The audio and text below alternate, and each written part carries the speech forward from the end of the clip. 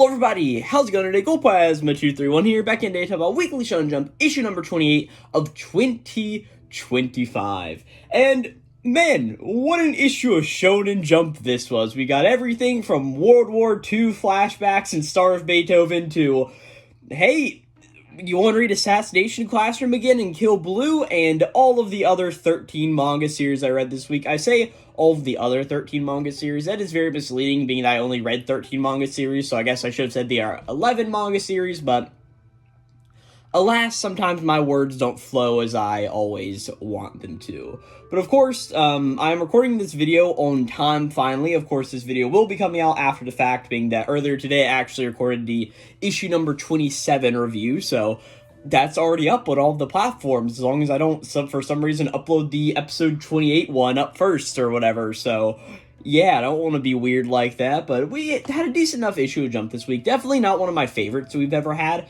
but there's always also just like a lot of fun and really awesome stuff we got here. I mean, like I mentioned, we are covering 13 series today. Of course, out of the normal 15 series that I cover, we have 2 series out this week. Of course, Witch Watch has a break week, and Ruri Dragon is currently on that semi-hiatus. But of course, with all this going on, next week in Shonen Jump, we are starting up 4 new series, or we're starting up 1 new series, and then for the next 3 weeks after that, we're going to be getting 4 new series in total. And Super Psychic Policeman Shoujo ended this week. It was a series that I really didn't ever sit down to read. I mean, I read the initial 3 chapters, really didn't find it too funny. I know a lot of people who did really enjoy those, so it does suck that it's over, but I mean, we're going to be losing Sidcraft, Embers, and Star of Beethoven almost assuredly here in the next few weeks, so sort of is what we should be expecting, you know? But really, I mean, we just have a short week of manga to go on this week, and really, I just don't see any reason to sort of dilly-dally and just, like, go and hop into it. But of course, if you guys don't know how this series works, it's pretty simple. I'm going to be sitting down here and rambling about all 13 of the series that I read in Jump this week, and then at the end of the video, I'll be ranking them from what I thought was my favorite chapter of the week, all the way down to my least favorite chapter of the week, and all of the other 11 spots in between. And we'll also be picking out my favorite character of the week, just like who did I think had a really cool showing. And yeah, really without any further ado, this is the second week that we are actually talking about chapter numbers also, so let's just go ahead and start off with Kagurabachi number 82. Now, of course, I've made a full-length video on this chapter of Kagurabachi. It's currently up on the YouTube channel. You guys can go check it out. It'll probably be linked down in the description box down below somewhere, so go or just go to the Glowplasma channel to find that video. But this chapter of Kagurabachi is really building up to the whole idea of, okay, we're having the whole battle between Chihiro versus Samura, and really the beginning of this chapter is really just the rationales going back and forth, and Chihiro's like, hey, Samura, Mr. Aruha is alive, isn't he? And we get all of these details on Aruha going through and like, hey, this is how Aruha survived going through all of this. We see a little bit of a moment where like, hey, Aruha and Haruki are sort of working together to go back and battle all of these various people. And the very end of this chapter is the whole idea of, hey, it's Inten versus Tobimune, Chihiro versus Samura, going back on their battle of ideals. And honestly, I really wasn't the biggest fan of this chapter on an initial read-through. I know a lot of people in the anime Twitter scene, or really that's where I get a lot of my anime debates going on back and forth. And normally it's just some faction yelling at another one because they don't agree with their opinions. And normally it's just like, okay, I understand you don't like this series. I'm sorry, but honestly, I wasn't the biggest fan of this Kagurabachi chapter. And I saw a lot of people online being like, wow, it's absolutely amazing. I think it was a bad chapter. No, not by any means. But whenever we have reveals like last week, we're like, oh my god, Aruha is back. It makes it really hard for me to be like, yeah, this chapter was also really, really good besides of that. Even though Kagurabachi was very good this week, I did enjoy it. It just definitely wasn't my favorite chapter by any means. One Piece 1151 is up next. And really this chapter is like getting to the whole point of Loki, Luffy, and Harujin are all going to be working together to pretty much deal with all of the big giant monstrosity or the devil giants that are currently like attacking the main town of Elbaf pretty much, right? As it's really interesting as we go through this chapter, we see like all of the various people are like fighting with each other. All the giants going back and forth. We see that Kashi, one of the other giants, sort of like running around, and eventually he gets stuck in between 2 of the evil, or the demonic giants pretty much, and it ends up almost flipping over his piece. I feel really bad because this is a specific game in Japan. I Oh, I know what it's called. I'm pretty sure it's in Nintendo's Clubhouse Games 151 or whatever it's called, or 51 Greatest Hits or Classic Hits, whatever that Nintendo game is called. I know it's in there, but I cannot remember the name of this game. But pretty much, it's the game where you have the white squares or you got a grid, and you have the white side of the coin and a black side of the coin, and whenever you line up these certain things, you can make other squares flip over to the opposite side, and your whole goal is to pretty much make it like, okay, I'm white, I want to make all of the pieces white, oh, I'm black, I want to make all of the pieces black, and we pretty much see it like this game, or the demonic powers are sort of following the rules of that game. I feel really bad I don't know the title of it now, but I also don't particularly feel like also sitting down and also searching it up, if you know what I'm saying, right?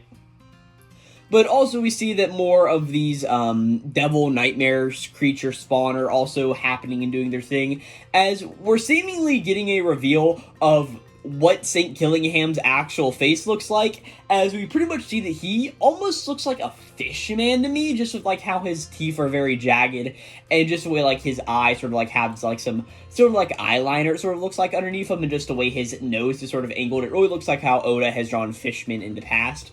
But we also see that he's sort of rocking the centaur sort of deal right now, where he still has like the air bubble that celestial dragons have over his face, but then he's got like the horse bodies. Of course, we understand that he is the dragon fruit mythical type model Kirin, and he's currently in his man beast form. So maybe the dragon form is like his full beast form or something like that. I don't know. It's just really interesting. Like, oh, this is what Killingham actually looks like, huh? But eventually, as the rest of this chapter is all going through, it's the whole idea of Gunko, who's currently being possessed by emus, like, hey, our whole goal is to pretty much shatter the heart of Elbaf. This country would have been subjugated years ago, if not for Harold's miserable failure. What did Harold do? I am very interested, right? We also see that Chopper is falling out of the tree of Yggdrasil. Yeah, it's called Yggdrasil, I think. With Mr. Ya, he pretty much ends up saving Mr. Ya. And there's a whole thing of like, hey, we're figuring out what all of these other guys are sort of up to. We see that Loki may have some connection with Shanks in some way, because he's like talking on the transponder cell to somebody named Shaggy, who really seems to have like a lot of death flags. Like, hey, I'm sorry, I just want to thank you for everything that's ever happened. Really funny story that going a little bit off track here, but for those of you who don't know, I, in high school, took a lot of electrical classes. I don't know if I actually have talked about this on the channel or not before. Maybe in one of the videos where my friend Jade has been on to talk about various manga series, but me and him were both in these electrical classes, and we had this one teacher who was sort of like our mentor going through and like teaching us how to do all this stuff, and eventually he ended up hiring us for electrical work, which was pretty awesome. But during all the time of going through this, all of our friends were new, being that he was a teacher at school, and one day he, just out of the blue, it was me, my friend Jaden, and one of our friends Ethan. We were all sitting by at Jaden's house playing a game of Magic the Gathering, right? Of course, what typical teenagers do on a Friday night instead of going out and partying, we were playing Magic. But the whole idea here is that we were all sitting down just having a good time playing, like going back and forth, and all of a sudden Jade gets called his phone from our electrical teacher, and pretty much he just said like, hey, Jaden, really just cool, I just want to say like, hey, thank you for all you've been doing for me, right? Just a great student, I'm glad to see how you become a good electrician, pretty much, right?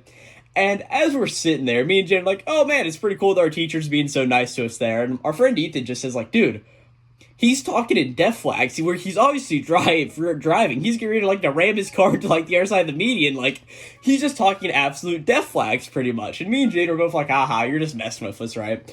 But because of what Ethan said, we ended up calling another one of our friends, or not really another one of our friends, but another one of our coworkers who this teacher had also hired to work for him. And we called up this other guy. I'll just call him, I don't know a color. Let's just call him Gray or something like that. And we call up this kid Gray, and he's just like, and we tell him like, hey, is the teacher all right? He seems to be like speaking in death flags pretty much, right? And he's pretty much just like being like, oh, you guys are just like full of shit. Like, what are you talking about? And to the point where he calls us back 30 minutes later being like, guys, he's gotten into a massive crash on a road in our area. Like, it's really bad. Like, he may not make it through. And me and Jade are like, oh shit. And our friend Ethan's like, no way, like, how did I call all of that?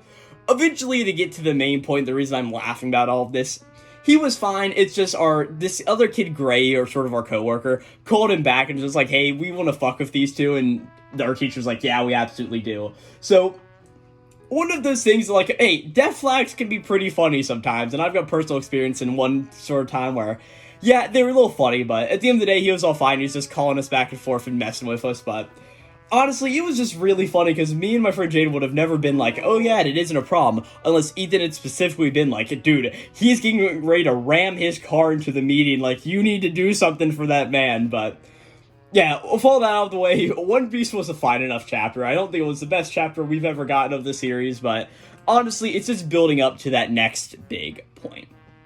And if we want to talk about some chapters on over the other side of that, chapter sort of wrapping up an arc and really just getting us to the whole idea of, hey, you want to make the Joyous Sorrow Magic look like an idiot? Let's talk about Ichi to Witch, chapter number 37. Well, going through this chapter, it's this whole idea of the Joyful Sorrow Magic being like, oh no, how is this possible? Gokuraku's on the 4th orb, and that's like 8 years of sadness worth. Like, how is he getting all this sanity back through all of this, right?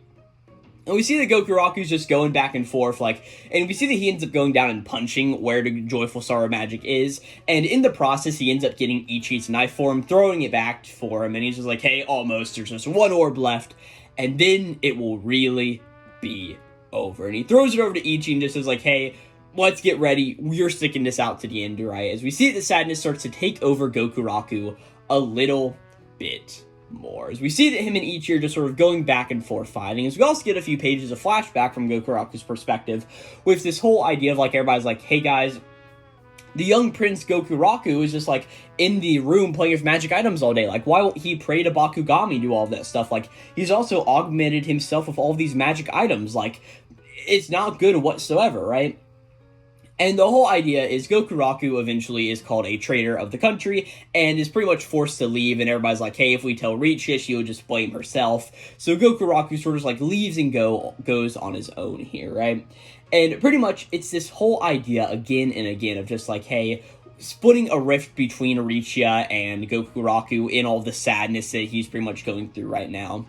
And we get this whole idea of like, hey, nobody will ever help you out in trying to get your family back. Like, you're all alone, Gokuraku. Until, of course, Ichi came along and just says like, hey, I'll help you out, Gokuraku. That sounds good to me. And Ichi pretty much goes through and does all of that. As you just get some narration from Gokuraku just saying like, hey, that's why I was so happy when he said that to me. That's why I was so happy to have somebody fight with me like this. I have family. And that's why I could get back up, as we sort of remembered a whole stake metaphor that was used last chapter for pulling yourself back up on these stakes. As Gokuraku just thinks like, hey, but when the loneliness got so bad, I couldn't even reach out to the stake. So thank you from the bottom of my heart. It's thanks to you, I made it back home. Thanks to you, I'm not alone anymore. As we see that Gokuraku's getting a little bit more of his consciousness back, we even see an image where like Ichi's just like holding a knife to Gokuraku's throat, and Gokuraku is just punching Ichi straight into the head. And the two of them are just like laughing maniacally back and forth, and the Joyous Sorrowful Magic is like, oh no, they're both nuts, like this is bad. Gokuraku's on his final orb and it's already that small. I guess it's really bad, they're about to acquire me. He's like, hey, but first, what if I try to get a human and I can sort of prolong the battle, find more humans, and just make it so they can never end this thing, pretty much, right? And as the Joyful Sorrow Magic is like running through the streets of the town, he sees that nobody's there, and he's like, what the heck, what's going on, where is everybody? As we see that, of course, the leader of the country, of course, Gokuraku's father, is just saying, like, hey, in common orderly fashion, please, the prayer chamber's up this way, like, please, Lord Bakugami's been angered, they left us all to pray together, and state of rage, pretty much, and we see that everybody's in the Palace Great Hall, pretty much, and we see that, the Witch Monegold, or the head of the Mantinal Witch Association, pretty much comes through and is just said, like, hey, Your Majesty, thank you for doing all of this. They're all like, hey, if this is how I can quell Lord Bakugami's power, then we'll do it. And the whole idea is we also see Shira Bendona here. She's like, yes, as the Analytic Witch, I assure you that is what will pretty much calm down Bakugami. Like, he's currently in pain. And there's the whole idea of like, hey, the tapir's all like tied up in all of this mess, pretty much. Like, hey, you see how it's turning like this evil horn-looking god thing? Like, it's just so terrifying. Like, the only way to return to Bakugami is to pray for them right here. And of course, this is a ploy, making sure that the Joyful Sorrow Magic can't get any more souls, pretty much, right? Or any more sadness. And pretty much, Bakugami is like, god damn those witches, like, this is so bad. But as he's pretty much like feeling like, damn it, my strength is sapping away, what am I going to do? He looks up and hears the voice. And is none other than Princess Richiya calling out for Goku Raku in the streets, away from everybody. And of course, we're now bringing the final major player of this arc, Richiya Kagami, into the battle. This was just an awesome chapter of Ichi, to which I love seeing the joyful Star Magic really have to go through all of this. Like, I really love how he's portrayed as like, oh man, he felt like he had everything going on, but now that he doesn't, he's scared.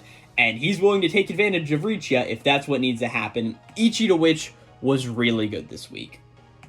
Kill Blue was in our chapter of, man, this just feels like Assassination Classroom over again, as pretty much we're just continuing on with the whole thing, and the whole idea at the end of the chapter is, one of the other home ec clubs, we even find out her name this chapter is Yamaoka. We may have known that before. If we did, I wasn't paying attention, obviously. But the whole idea is that she eventually self-sacrifices herself so Norin can get the shot in on Nadeshiko. And Nadeshiko's now out of the battle, really also leaving Ogami, Subaru. I think the ninja guy, Iori, is still up for the home ec club. And of course, Ogami and Norin, I guess, are the only people left for the home ec club. So, yeah, Norin, Ogami, and then, I guess Subaru and Iori are the only people left in general, so I guess there's only 4 people left in this big battle. But we also see just like Ogami comes through, and whenever Yamaoka is getting ready to get hit, we see that Ogami pretty much like grabs one of the food bowls from the cafeteria, and it pretty much returns fire. Like whenever Subaru is shooting at him, like they just go into the bowl and fly back towards him. It's honestly a little bit of a funny, pathetic thing at the end of the day. But the whole idea is like, okay, we're into the final stages of this battle now, and I'm just really liking how this arc is looking. I liked how Nadeshiko is being sort of like portrayed. I like that she's now sort of out of the battle here, and that, hey, Norin's getting a lot of moments to actually look pretty cool compared to a lot of Jump female heroines who normally don't get to do a single damn thing. I thought Kill Blue number 104 was a pretty good chapter at the end of the day. Sidcraft Love is a Mystery 27 is really showing us that, yes, this series is almost over, as this chapter pretty much holds the big battle between Toby and Sidcraft, as the two of them are sort of going back and forth. Of course, as I just mentioned, a Jump heroine in Souffle Flamberry is currently tied up with her hot arms against her head on the wedding thing still. Like, can she have any agency? I guess not. I actually wrote a paper on that in college about how some female characters have just no agency. It was a paper for a class about anti-heroes. I know it's a very random thing, but I ended up writing a paper, and I was like the whole thing of like, hey, female characters with agency and female characters without it is really what makes a difference in like a very interesting female character. And yeah, Souffle just has none in this scene, so I still think she's a decent enoughly interesting character, but being that we only have her for like one more week before this series is ripped out of the magazine most likely, not really looking too good for her, right? But the whole idea is like, hey, Sidcraft and Toby are going back and forth, and oh no, Toby's got a gun. He's got 2 of them. And we just see he's got 2 revolvers, 2 6-shooters, firing him back and forth at Sid. And eventually he's just like, hey, Sidcraft, I know you'd come strapped here to this battle, so bring out your gun, pretty much. And the 2 of them are doing stuff back and forth. And eventually Sid throws his gun onto the ground and starts to charge at Toby. And oh no, Toby just fires a bullet. And we just see the bullet is aiming for Sidcraft's face. Oh no, it's going to hit Sidcraft. Oh yeah, it's pretty much Sidcraft puts a lot of like trust into Souffle, as Souffle pretty much kicks off her high heel, and it deflects the bullet, letting Sid be able to come through and punch Toby in the face. As really it's this whole idea of Toby being like, damn it, like what was that? Would you normally trust someone so much in this situation? Like, you two were always taking what I want. As we just see, like, the 2 of them having this back and forth battle of, like, hey, great detective, my ass, like, you make me sick, you hypocrite, and Sid's like, hey, shut up, it's not like I've been a detective because I wanted to. Even so, I promised her. I promised Sophie, which is why I kept going until now. Do you have a problem with that? Alright, and we are now back. I actually just got a phone call from the friend I was talking about earlier, Jade, who he got duped into believing that our teacher is getting ready to kill himself and all of those death flags. And I forget where I was in this chapter of Sidcraft Love is a Mystery, but if I'm not mistaken, I was pretty much talking about Toby's whole thing of like, hey, you're just stealing my love, Sidcraft. You keep stealing away everything I want right from under me. Like, damn it. I thought you were my best friend. Like, why doesn't anyone give me anything, right? And the whole idea is like, oh, the whole chapel around them is just burning down, as Toby just thinks like, hey, you just really wanted to be loved. I mean, that's what Sid tells Toby. As Toby really just like thinks about all this, like, hey, Sofoi ever only had eyes for Sid. Even my parents, who I thought were the only ones who loved me, were taken away by Sidcraft. And hey, I don't even know what to think anymore. Were they really my best friends? Did my parents really love me? I'm ugly, I'm fat, I'm not as smart as Sidcraft. No one actually loves me, do they? Even though I love them all so much, if no amount of crying or no amount of craving can get me what I wanted, I figured those two were better off dead. I wanted to test the limits of your love and tear it to shreds and scoff at how shallow your love really was. But by doing that, I only wanted to look away from that part of myself, the part of myself that was unloved. As we see that Sid eventually goes over and actually pulls Sofoi down from her scaffolding pretty much and like, hey, you're alright. And both Sidcraft and Toby are all bleeding and all this various stuff. And Sid's like, hey, Toby, you're wrong. I wasn't the one who arrested your parents. They turned themselves in. And like, hey, it was because they really loved you, Toby, right? And eventually Toby's like, hey, you two need to get out if you're like, leave me right here. And rightfully so, Sofoi is pissed off at Toby. Just like, hey, screw you. Like, I just need to get my share. As for messing with my life, you think I'm gonna just, like, let you off the hook that easily? Like, I'm not gonna be satisfied till I break a few of your bones. He's like, hey, and that's why you're not gonna die on my watch. As we see that both Sid and Sofoi pick him up and start to carry him out of the building with the whole idea of, like, hey, you're gonna heal up, make amends, and I'm gonna beat the shit out of you up again, right? And pretty much Sid says, like, hey, I'm sure that people sometimes do commit crimes out of love, but I still want them to make their amends for their crimes. Especially if it's someone I love. Like, Toby, let's make amends together. After all, it's partially our fault that things turned out this way. And we'll stick with you until the very end. As all of this pretty much goes through, Sofoi calls him a bunch of names, like, hey, you're an underhanded, cowardly, self-conceited criminal and a major, irredeemable idiot, but we're saying that we still love you. And the very end of the chapter, Sofoi being like, hey, but being told all of that, don't get it in your head. Sidcraft is the one who I love. And that's where we end off this chapter of Sidcraft Love is a Mystery. And for as much as this is like, hey, this series will probably be ending next week, Embers the next week, and Star of Beethoven the next week out of that, I still really like this chapter of Sidcraft. I love how it really brought everything together, and it really makes me care about Toby a little bit more in this final confrontation with him. Like, yeah, did he do anything? Not really. Was Sidcraft always going to win? Yes, but it was very interesting of a thing to be like, hey, all for the sake of love, as Toby would normally say. I thought this was a really good chapter of Sidcraft, and honestly, I can't see myself putting it very far down because at the end of the day, I just did like it. Order of the Flame is up next, and really, the whole idea is Etopirko is training up Order to be able to use heroic vigor on his own, pretty much. And Order is like having a lot of troubles with it as all of this various stuff is going through, and it really seems like Order doesn't know how to be able to do it. He's sort of like going through. Sixton is trying to give him a little bit of explanation, but really Etopirko is the better one at explaining all of this various stuff, and it's really this whole idea of like, hey, pretty much getting your body in the rhythm of like wearing it out, eating food, resting up, moving around a lot, resting a lot, and just like move, eat, rest, and repeating that over and over is a good way to like start up and get your heroic vigor working pretty much, right? And we sort of see that Order sort of thinks about this like, hey, tension and relaxation, and pretty much going through all of this various stuff. Until eventually, it's pretty much this whole idea of Order is trying to be trained by Etopirko, and we can tell that the days have gone by. It's like, there's all these shattered wooden swords that Order has been able to, like, channel this vigor into, pretty much. As Etopirko is, like, trying to, like, teach Order how to do all of this, but of course, like, it takes months, it can even take years sometimes to really make it manifest.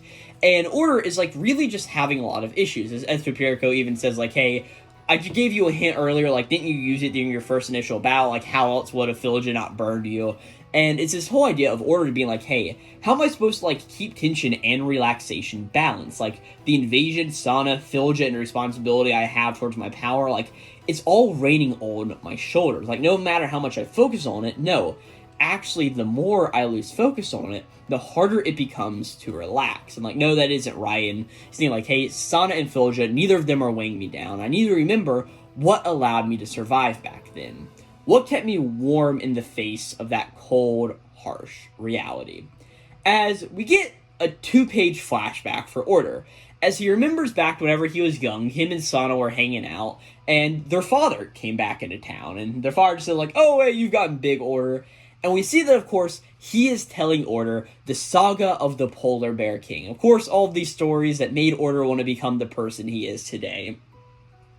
And as this story is being told, we just see all this, like, warmness and bubbling warming up in Order's heart. As Order just thinks like, hey, I was so focused on moving forward that I forgot about my hopes and dreams, and the warmth and scent of the dirt that comes along with spring. All those days that brought me happiness and kept my heart warm. Above my cold resolve, something is burning, telling me to steal it back.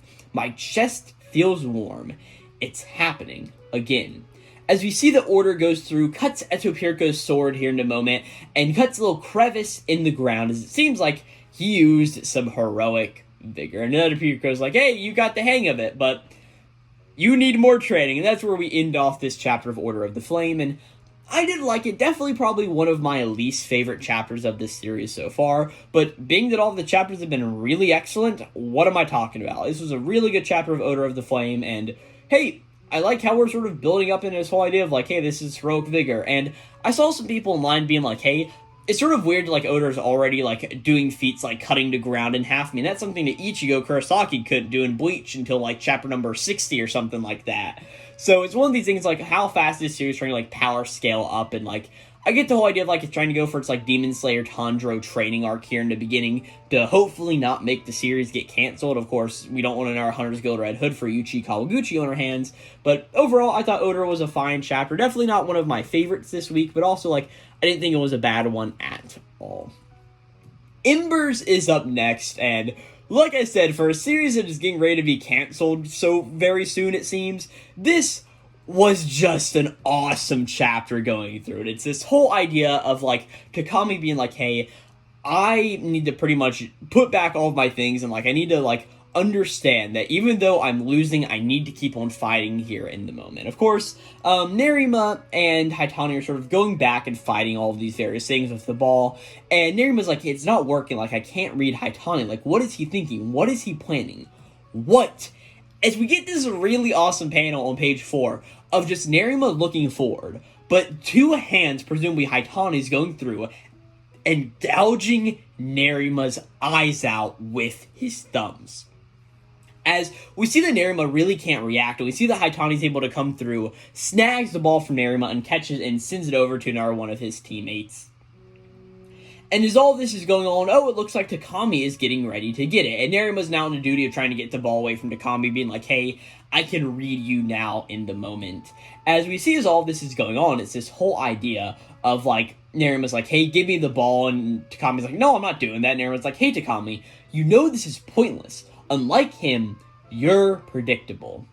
You can't beat me. And we get this really awesome panel layering where we just focus on Tamaki's eyes, or Takami's eyes. He's just like, yeah, I know.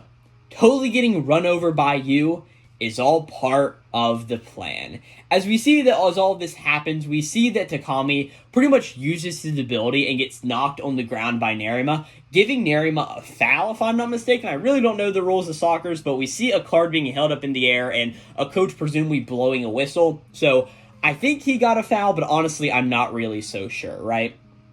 And it's this whole idea to where Nerima's like, hey, that was really cheap of you, Takami. And he's just like, hey, I'm normally not the one to pull stunts like that, but you know what? If I'm going to keep fighting, all of that petty pride of mine has to go, pretty much, right? As we just see that Takami's like, hey, right now my real opponent isn't you. As of course he's getting to the whole idea of like, hey, it's Haitani. Like, am I confident? Like, hell no. And like, what is all this going on? Like, all of that dumb crap Haitani was saying and all of that. Like, hey, I've got no confidence in myself. I never do. And we remembered back when Haitani said, like, hey, I'm not going to say I was beat by somebody that weak. As Takami's like, hey, and if I don't, then I just have to get some. As we see that he kicks the ball, and as he kicks it, he just, like, yells out into the air, like, bend! As we see the ball just sort of bends into the goal, the Kurobayashi goalie can't pretty much keep it up in time, as we see that the score is now 2-2. As there's this whole idea of Nerima, like, hey, what's going on? I didn't see the ball taking that trajectory earlier, and the play before, like, what in the world was all of that, right? As pretty much we just see that one of the other teammates just says, like, hey, Nerima, like, the score's tied, but the other team ran their legs into the ground in the last half. As Nerima just says, like, oh, it was all him. Ah, dangerous. Very dangerous. I need to exterminate him. He's a monster. As we just get that image of Nerima's eyes still gouged out, and a beast of Haitani holding the two eyeballs in his fingers. And that's where we end off this chapter of Embers, on this really hype moment of, like, man, that was really awesome. Embers, I thought, had a pretty good 18th chapter. And as I mentioned all the way at the beginning of this video, it says I've been recording for 35 minutes, but of course I had, like, a phone call break there, so probably this video has been going, let me actually just, like, check the phone real quick. This video is probably going on for, like, what, 30 minutes? Yeah, somewhere around there. And 30 minutes ago, I mentioned Star of Beethoven had a war flashbacks that happened this week, and that's where we start off the chapter, is we start off in Japan in 1945, where we see a person who looks a lot like our main character of Ichiro Yaso. And here in a few minutes, we'll learn this guy's name is Koichi Yaso, so pretty much making it seem like, oh yes, this is the same person. But we just see, like, fires are breaking out everywhere. Of course, this is 1945, which is during World War II. Of course, a lot of things happened that year. Japan got 2 bombs dropped on it.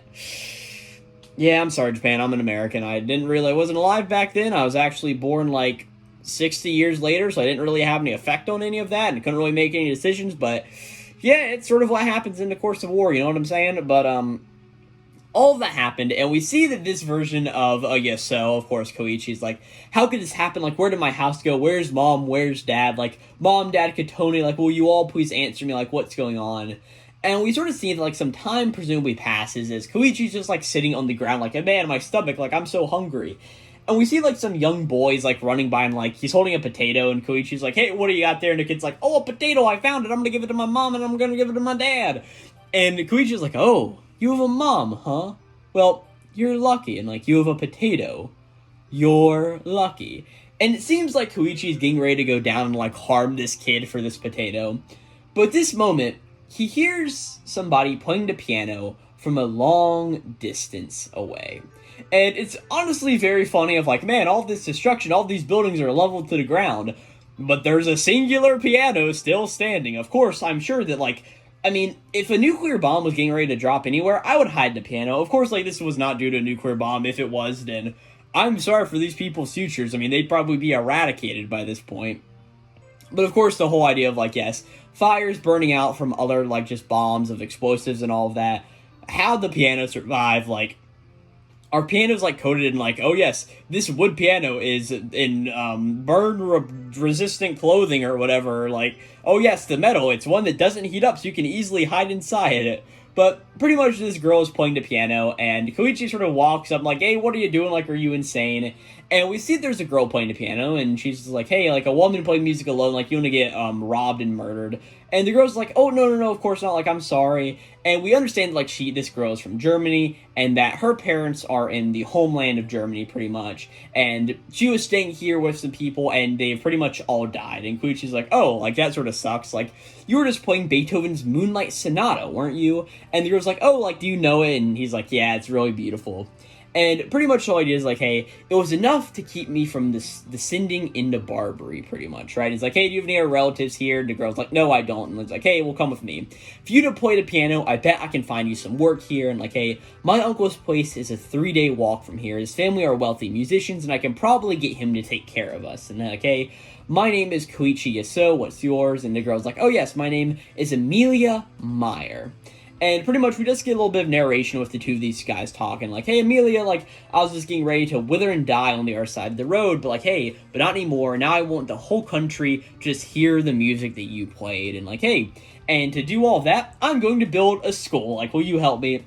And presumably, this is how Rarero Academy was founded.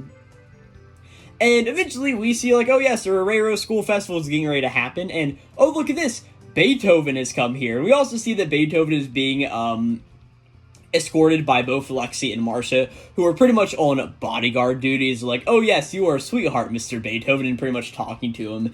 And Lexi's like, man, I can't believe we're stuck on babysitting duty, going through all this various stuff here. But eventually, as these guys are all talking with each other, we see that Amano is coming to the school festival. Hey, that's pretty cool. And hey, we see Amano wearing clothing that, like, is not exposing her midriff for one time in her life.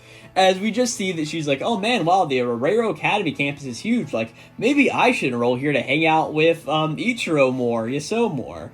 We see the other female character, presumably Kahoen, on the ground. We see that she's talking on the phone to somebody in, like, a maid cafe sort of thing. Yeah, she's just sort of here. She mentions, Amano mentions, like, oh, hey, do you know where VIP seating is? I'm a good friend of Mr. Yasuo's. And Amano is not very happy with this. Oh, wow, who would have guessed? And there's, like, a big rift that forms between them. But we then see that Kogu, I think was her name, is then pretty much talking to all of the people getting ready for the school festival. And she's like, hey guys, our concerto will be headlining performance of this competition. Like, let's give it all to make the best of this performance. And hey, and also let's all enjoy the grudge match as those two settled their score in the competition. Of course, we cut over and see both Ichiro and Claude Sakami pretty much sitting down, just like in chairs, just like not wanting to have anything to do with each other. As eventually we see that Claude is called up to being like, hey, Mr. Sakami, if you could come up here to do some things, right? And Claude's just like, hey, I'm gonna crush every last muscle, or every if I could speak, he says, I'm going to crush every last molecule of your beingness, so hard that you'll never bother me again. So hard that you'll never want to play Beethoven's Moonlight Sonata again. As there's this whole idea of like, hey, are you sure about that, Claude? As we pretty much see that he gets ready to take the stage. And of course, Beethoven is watching this. And Beethoven's like, oh, does this guy mean to pick a fight with me? As we see that, of course, Claude is getting ready to dominate all of this. And as his narrator's like, hey, I'm going to dominate all of this. My instrument, the audience, the music. And I'll even dominate Beethoven himself, as we see that Claude is getting ready to play Ludwig von Beethoven's Piano Sonata number 17, OP 31. I don't know what the OP means, maybe like opposition or something. Either way, this has been nicknamed Tempest. And oh no, we see that this is what Claude Sakami is getting ready to do. This was a good chapter. I felt so, like, I was sitting in my chair and I'm like, damn, this really bumps up all of these stakes. I love cutting around everywhere, and I just can't wait to see what's going on with Claude and Ichiro's big performance. It was just simply cool, you know what I'm saying? Next up is Hematin number 45, and pretty much we had the whole idea last time of, oh hey, look at all of this stuff going on. We see that Kanna is asking Iemori for help in the couples division of the fashion show. Whoa, so crazy, right? And pretty much as all of this sort of is going on and getting ready to happen, the two of them are just sort of bantering back and forth, and the whole idea is eventually like, hey, Iemori would have helped out any of the girls just because that's the kind of person he is. Eventually we see like, oh yeah, Kanna's wearing a really nice dress, and like, oh man, doesn't it like pull off a mature date look? And we even see like she puts Iemori in some more casual clothing, which is pretty much him just taking off his sweater vest and like unbuckling his shirt pretty much, or untucking out of his skirt. And we see that Kanna even helps him, and Iemori's like, oh man, this feels a little weird to have a girl like touch me and helping me change all that various stuff, right? But eventually we also see the audience is Himari, Kanai, and all of our other various female characters. And they're all, like, looking on like, oh, man, I wonder, like, how Kanna's going to be doing this. Like, it said that she was in the singles category, but had to enter as a couple. Like, I wonder who's helping her out, right? Oh, no, it's Iemori. And the whole idea is Kanna's like, hey, Iemori, let's go. I sort of, like, do some date things, pretty much. And, like, hey, we just need to act really lovey-dovey to earn all of these various points, right? And as we're sort of walking down, Iemori's like, well, she's going through and saying that we need to all act lovey-dovey, but like, even C seems really nervous right now, as of course his arm is pressed up against her chest where he can really feel her heartbeat going back and forth, right? And Kanna just says like, hey Iemori, just do whatever you want to me, like, I'm in your hands now. And Iemori is very much freaked out about all of that. And eventually, what he does is he just grabs a hand, lifts it, and puts it on top of Kanna's head, and just, like, pats her on the head. This makes Kanna blush, and the entire audience is like, whoa, that's crazy! And because of all of this, like, freaking out, Iemori just, like, runs off the stage like, oh no, what did I just do? As Kanna pretty much falls and is like, hey, you should have left me behind like that, like, what are you doing, Iemori? But eventually he's like, hey, I'm sorry. I cannot believe I did that earlier. Like, I was just so mortified, but, like, my hand moved all on its own pretty much, right? And Kanna's like, oh, well, like, did you do that because, like, you felt something? And Iemori's like, yeah, I mean, anybody would have, like, felt something like that. Like, I've never even held a girl's arm before like that, right? And Kanna's like, hey, then it was a huge success. And, like, Iemori's like, hey, can you really say that after, like, ditched you off the stage and ran pretty much, right? But the whole idea is Iemori just says, like, hey, it's going to be harder for your career if people just, like, makes assumptions that we're, like, a couple or something. Like, it'd just be a big mess, right? As we get a little bit of a flashback to whenever Kanna was signing up for this event, she was pretty much looking around like, oh, look at that, there's a couples category and all this other stuff, right? And we see that she purposely circled the couples category here in the moment, right? And we see that she's like, yeah, I'll tell you who my partner is later. Of course, she wanted this to be her desirable outcome the entire time. And, yeah, we end off the chapter on that note of, oh, Kanna's doing things. I thought this was a fine chapter from the 10. Don't really have any malice or hatred towards it, but also sort of like, yeah, it was a fine chapter. I mean, Hema 10 was good this week. What was this, chapter number 45? I don't think I said that. Yeah, chapter number 45, but I thought it was pretty good. Ultimate Exodus Kiyoshi is up next. Again, this is Ultimate Exodus Kiyoshi number 47. And of course, Ultimate Exodus Kiyoshi had the issue of Shonen Jump cover this week. Of course, you guys have been seeing it on the screen the entire time whenever I don't have the spreadsheet up. But because of that, it means we have a color page this week whenever it comes to Ultimate Exodus Kiyoshi. And it's honestly a really cool one, just going back and forth between Kiyoshi and Asura Roth. And also, I didn't realize this, but like, Asura Roth's body is just like completely white. I didn't expect him to be that pale, but it sort of makes sense going back and forth through all of this, right? But of course, we start off the chapter where, of course, I think I've said, of course, like 7 times, but we start off this chapter with both Kiyoshi and Asura Roth, like, holding their fists together, and, like, their power of their punch, like, causes lightning to strike down in the background, and it hits a building, and this castle-like building has just gotten becomes on fire in the background of this massive battle. As Asura Roth's just like, oh, I'm overjoyed. Kiyoshi Harai. To imagine you would have grown this strong. As Kyoshi's really not having any of Asura Roth's shit. Pretty much holds up his arm and uses a Moonrise Kingdom Poseidon attack to go through and hit Roth. And Asura Roth's like, oh man, what an incredible attack. Like, I can't afford to get hit by that. As he pretty much, like, jumps up into the air, dodging out of the way, like, oh man, my heart's soaring. How long has it been since I dodged an enemy's attack like that, right? Kiyoshi tries to hit him with a Hades attack, and we see that Asura Roth like, hey, slow down. Can't we overjoy a bunch of these various things? And we see that Asura Roth ends up pretty much going through, and he is just sitting on one of the horses on the carousel. He's like, hey, do you understand how excited this makes me, Kiyoshi? And Kiyoshi's like, no, I don't at all. Uses a Little Miss Sunshine attack, and Asura's just like, hey, I told you not to rush all of these things. As we pretty much see that Asura Roth grabs Kiyoshi, and he throws him down into the teacup ride, and I really just love how Asura Roth just sits here and like, hey, I'd like to learn something about you too. We've got all the time in the world today, so let's enjoy ourselves till the sun comes up. And we see that, like, we see that Asura Roth is, like, holding his chin on one of his hands, and everyone's on the wheel of the ride, just, like, acting like him and Kiyoshi are going on a date. It's honestly really, really funny. But Kyoshi's like, hey, I'll pass and all of that.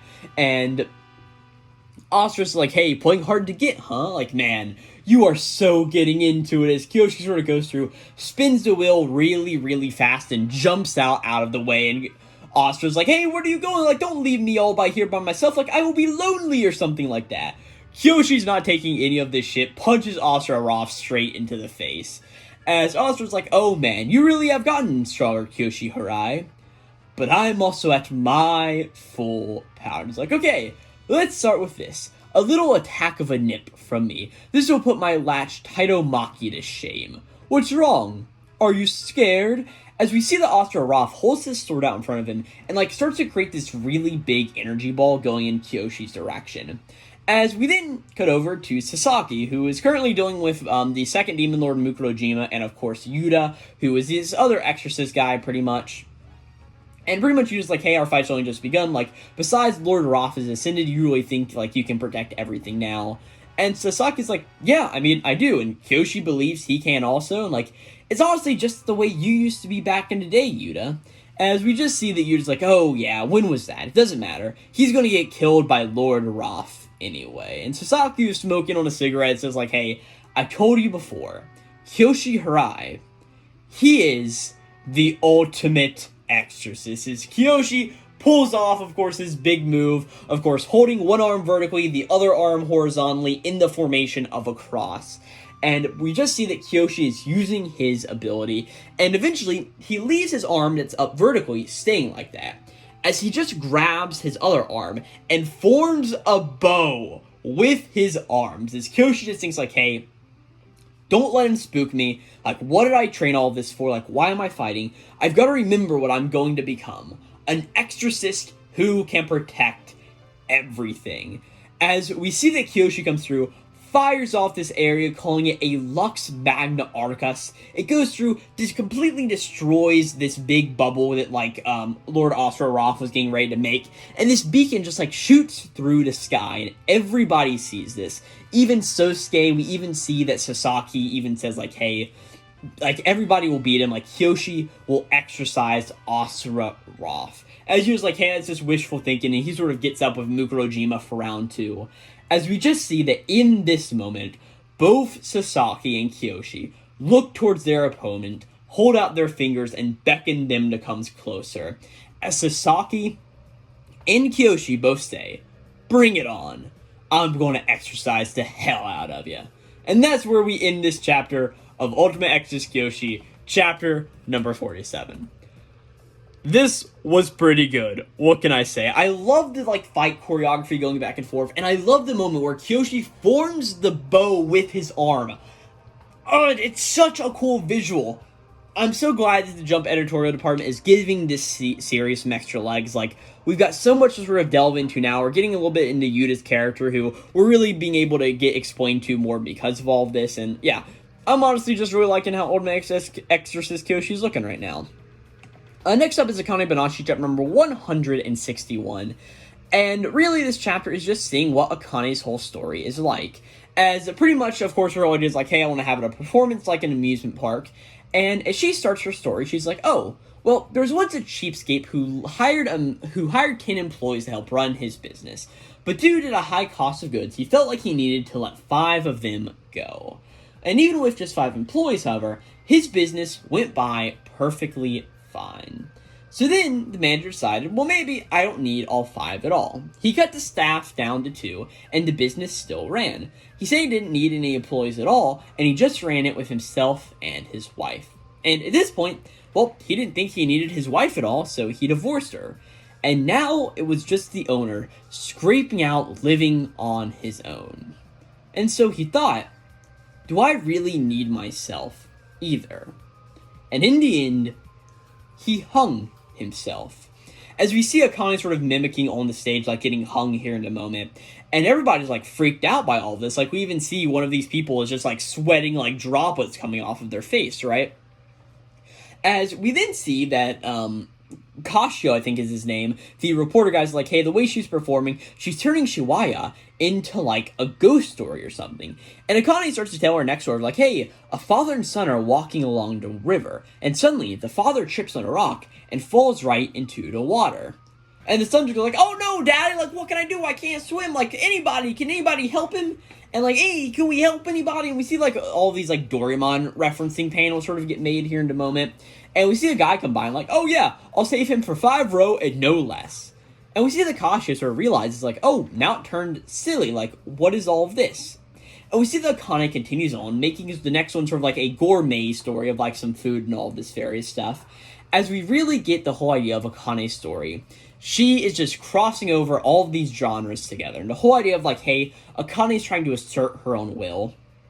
Akane just thinks like, hey, what will do I have to assert? I should be examining myself, my own roots. The power of art, the presence of nothing, means the presence of everything. Like, hey, folks, if I can't make you laugh, I'll just have to pretty much put everything I have on display. As all of these people are sort of like paying attention, like, whoa, what's all of this going on? And we see that Akane finishes her performance, and what she's done is just gone through and overwhelmed the entire audience without getting a single laugh. It's pretty much like, hey, this is like a distillation of like the kaleidoscope approach of Rakugo that I think, what was that, Shigema or somebody else used? I honestly don't 100% remember all that parts of the story, right? But pretty much we see that later Karashi is meeting up with Hikaru, and both of them listen to Akane's story. And like, hey, what'd you think about all of that, right? And Karashi eventually says like, hey, to be honest, I was disappointed. She's not even worth my while. As we see that the finalists, of course, the total of the 6 finalists for the Zunin Prize are none other than Karashi Sanmeri, Hikaru Arakawa, Sario Kanyupeti, Uchiwa Harukatei, Akane Arakawa, and Zenmai Arakawa. And Akane got 5th place. Dun dun dun dun dun dun. Really good. I'm really excited that Akane sort of failed here in this initial stage, which will only make her stronger tomorrow. But how is she going to evolve from Rakugo to end up beating what Karashi and Hikaru's styles are going to be? I find it very interesting, and really just can't wait to see where we go next time in Akane Banashi. Really, really good chapter. Blue Box is back after a break week, and of course this is chapter number 198. We are so close to that chapter 200. As pretty much we see that, okay, it's Taiki's birthday. Taiki gets some protein powder from Kyo. The whole chapter progresses. We see that he hangs out with Shinatsu Senpai for lunch, and Shinatsu draws Taiki in ketchup again on his, like, birthday cake thing, or his own rice, or whatever it is, right?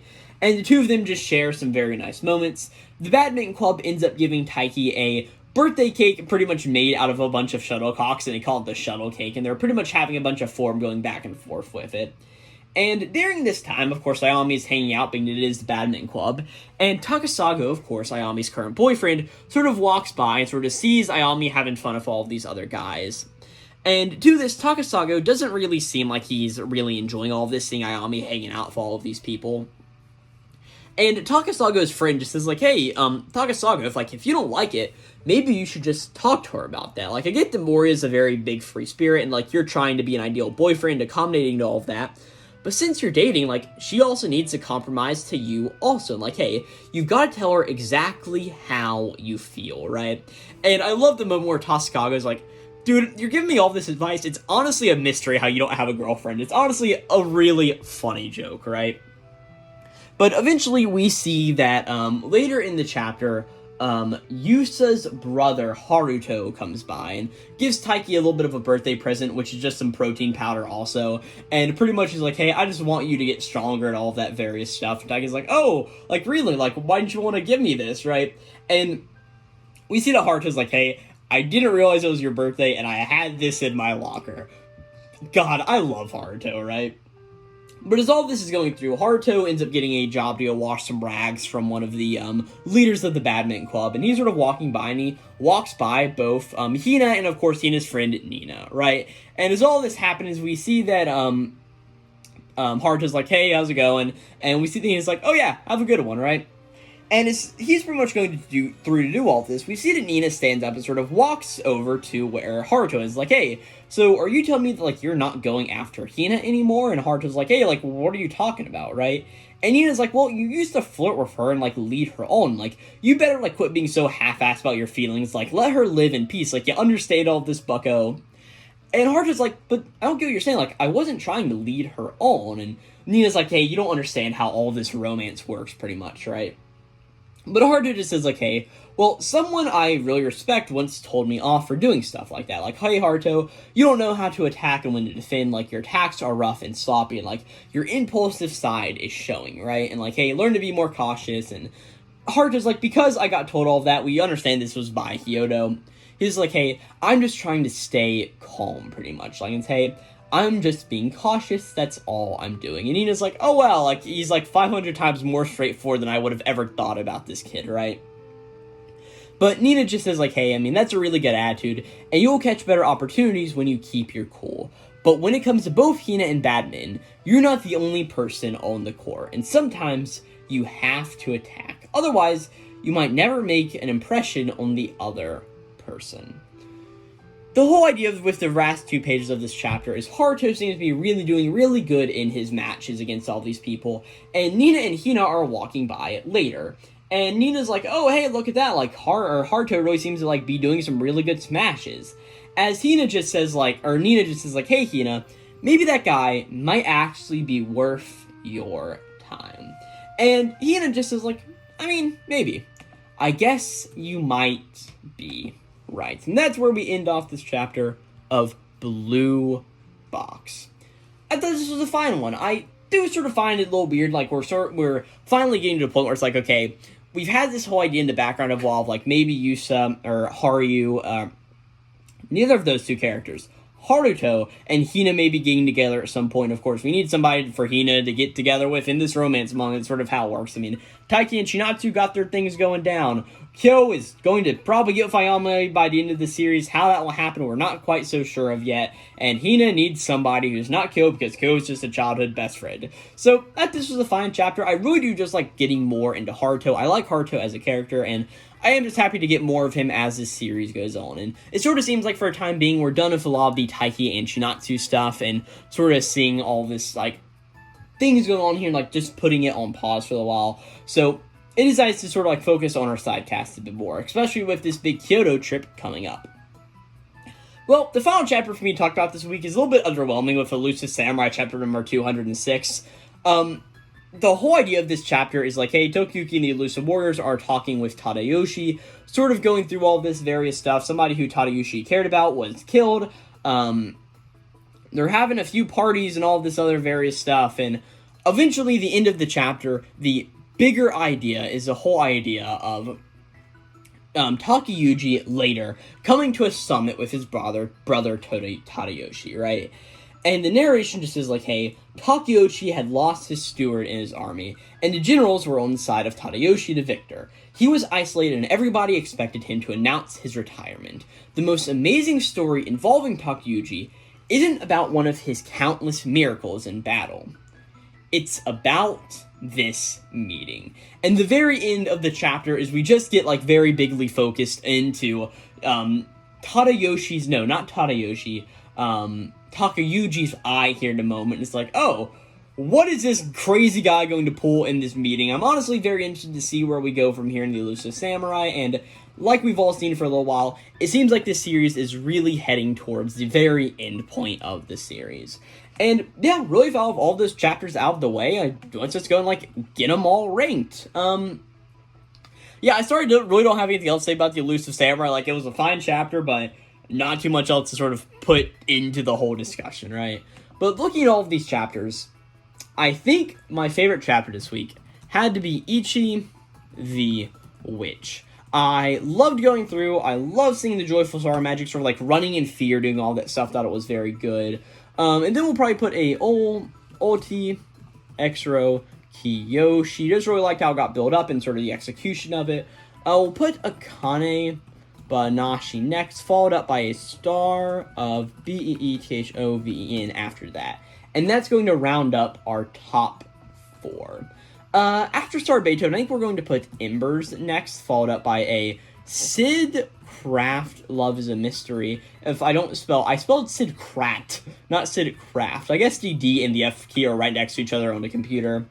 We'll put Blue Box, and I think we'll put Kagurabachi right underneath it. I know I'm the Kagurabachi guy. I know I talk about it constantly on this channel. I mean, I even do a full review series of it, but yeah, this chapter just wasn't my favorite. I made that clear earlier. And with all that out of the way, I think the worst chapter of the week is definitely going to be the Elusive Samurai. It was just one of those things where I thought it was fine, but it also didn't get me going like, oh my gosh, that was so incredibly crazy, you know? Honestly, right above that, we're going to put Otter of the Flame. I did like it, just like something has to go second from the bottom. We're going to put Hema 10 right above it. Kill Blue and then One Piece. Honestly, I'm not a big fan of that ranking. I want to change some things around. I've honestly realized recently that, like, my rankings are getting really fuzzy. Like, back in the day, I was able to, like, just put them exactly where I wanted, but now I'm, like, thinking about it more, and it's sort of like a problem. Each of which, Akane, Banashi, Star, Beethoven, Embers, I like the top of that. Sid Craft, I honestly want to put a little bit higher, but we'll leave it where it is. Blue Box and Kagurabachi, I like that. Honestly, I think my big problem is we're going to put One Piece under Kill Blue, and I think that's going to be pretty fine whenever we do it. So yeah, that's all the 13 series ranked, of course. It goes from the top to the bottom, each of which Ultimate Exodus Kiyoshi, Akane Banashi, Star of Beethoven, Embers, Sid Craft, Love is a Mystery, Blue Box, Kagurabachi, Kill Blue, One Piece, Himatan, Order of the Flame, and the Elusive Samurai for the rankings this week. And as far as my favorite character of the week, who do I want to pick? Gosh, I don't know. Each of which doesn't really have anybody I would say was a massive standout. Ultimate Exodus Kiyoshi, the same sort of thing. Akane Banashi, no, not really. Star of Beethoven, nah. Embers, I guess maybe Nerima, or yeah, maybe Nerima or somebody. Sid Craft, not really anybody from there. Blue Box, I don't really feel like giving it to Haruto. Kagurabachi, I mean, Samura had a pretty cool moment with all that battle going on. Kill Blue, One Piece, man, who do I want to give this to this week? Gosh, let me just go back to the chapters real quick. Oh, God, who do I want to give it to? Honestly, you know what I'm going to give it to? I'm going to give it to Nina from Blue Box. I know that's probably crazy as can be, but like, she was honestly the biggest character who I think had a decent enough effect on the series this week to be like, push Haruto and hopefully Hina in that direction of seeing what the two of them will do together. Honestly, yeah, we're going to give the Nina from Blue Box. Honestly, a very random pick, but I think she was my favorite character of the week. And with all that being said, thank you guys so very much for watching this video on Weekly Shonen Jump, issue number 28 of 2025. I will see you guys next week for issue number 29. Hopefully I won't take another week off of YouTube. It was just, I was putting out so many videos, I was doing so good, but at a certain point, your motivation just gets sort of tanked. I wasn't really feeling YouTube for a few days there, and sort of just wasn't really going through and doing all of this stuff, but now I'm feeling a whole lot better about making videos. I'm going to have some time to make some videos, get caught back up on all of these various things, talk about new things, do all of the various things. I mean, we're getting a brand new series in Weekly Shonen Jump for the next 4 weeks, so what can I really say about all of that? I mean, next week we'll probably be losing Sid Craft, so all that being said, hopefully I'll be on time for the Weekly Shonen Jump video next week. Well, I'll probably be a bit later in the week, but of course, like, this video still has to come out, but yeah, just thank you guys so much for watching. I'll catch you guys next time for that video. For those of you who don't know, this show's on podcasting platforms. Just search up, what do you even search up? Why can I not remember this second? Things.